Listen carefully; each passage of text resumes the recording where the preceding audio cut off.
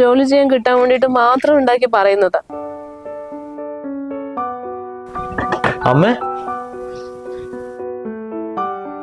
മോനെ, നീ എന്താണോ പറയാതെ വന്നത്? നിങ്ങൾക്ക് എല്ലാവർക്കും ഒരു സർപ്രൈസ് തരാന്ന് വെച്ചിട്ട് വന്നമ്മേ. എന്നാൽ നിനക്ക് ഒരു വാക്ക് അമ്മനെ വിളിച്ച് പറഞ്ഞുകൂടെ മോനെ? അമ്മേ അവളെവിടെ? ഉറങ്ങുക മോനെ.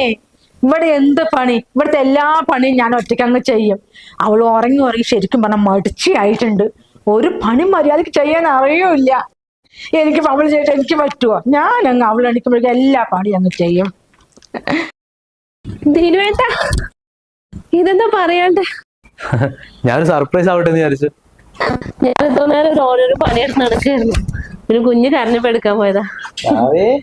നോക്കിക്കേ അച്ഛ, ഇതാരും നോക്ക്. തുടങ്ങി വന്ന് എത്തുമ്പോഴത്തേക്ക് അവൻ വന്ന് എത്തിയല്ലേ ഉള്ളൂ.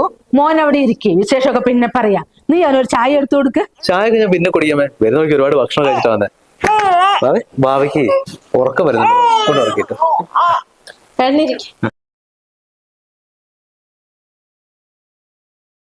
പിന്നെ എന്തൊക്കെയാണ് വിശേഷം? വിശേഷങ്ങളൊക്കെ ഒരുപാട് പറയാനുണ്ട് മോനെ. വന്ന് കേറിയത് ഒന്നും പറയണ്ട പറഞ്ഞ മിണ്ടാതിരുന്നത്. പിന്നെ എനിക്ക് എത്ര മാസം ലീവ് ഉണ്ട്? സത്യം പറഞ്ഞാൽ ഞാൻ ലീവിന് വന്നല്ലേ. ഇനിയിപ്പോ ഞാൻ അങ്ങോട്ട് പോകുന്നില്ല. ഞാൻ വർക്ക് ചെയ്യുന്നതേ ഒരു ഇന്ത്യൻ കമ്പനിയല്ലേ. അപ്പൊ അതിനൊരു പുതിയ ബ്രാഞ്ച് നമ്മുടെ പൂനെയിൽ തുടങ്ങിയിട്ടുണ്ട്. അപ്പൊ ഞങ്ങൾ കുറച്ചു പേരെ അവിടെ നിന്ന് ഇങ്ങോട്ട് ട്രാൻസ്ഫർ ചെയ്തതാ. ഈ വരുന്ന 1-ാം തീയതി എനിക്ക് അവിടെ ജോയിൻ ചെയ്യണം. ഇനിയിപ്പോ എന്തായാലും സുഖമായല്ലോ. മോൻ ആഴ്ചക്ക് വീട്ടിൽ വന്നിട്ട് പോകാലോ. അങ്ങനെ ആഴ്ചയിൽ വരലൊന്നും നടക്കില്ലമ്മേ. അവിടെ ഒരുപാട് വർക്ക് ഉണ്ടാവും.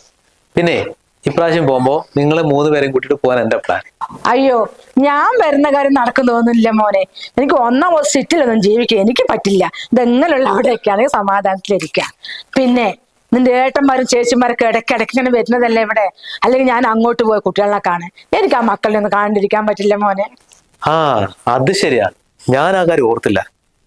തൽക്കാലേ മോളെയും അവളെയും കൂടെ ഞാൻ എന്റെ കൂടെ അങ്ങോട്ട് കൊണ്ടോട്ടെ. അമ്മ ഇവിടെ കൂട്ടിട്ട് പോയി കഴിഞ്ഞാ അതും നടക്കും തോന്നില്ലേ മോനെ? അപ്പൊ ചെറിയ കുഞ്ഞിനെ വെച്ചിട്ട് ഇവിടുത്തെ എല്ലാ ജോലികളും അവളാണ് ചെയ്തുകൊണ്ടിരിക്കുന്നത്. നീ എന്താണ് അവരെ പോലീസുകാരനെ ക്വസ്റ്റ്യൻ ചെയ്യുമ്പോൾ എന്നോട് ചോദിക്കുന്നത്? അവളല്ലാണ്ട് പിന്നെ ആരെ വീട്ടിലെ പണിയൊക്കെ ചെയ്യാ? നീ വേറൊരു പണിക്കാർ നിർത്തിയിട്ടുണ്ടോ?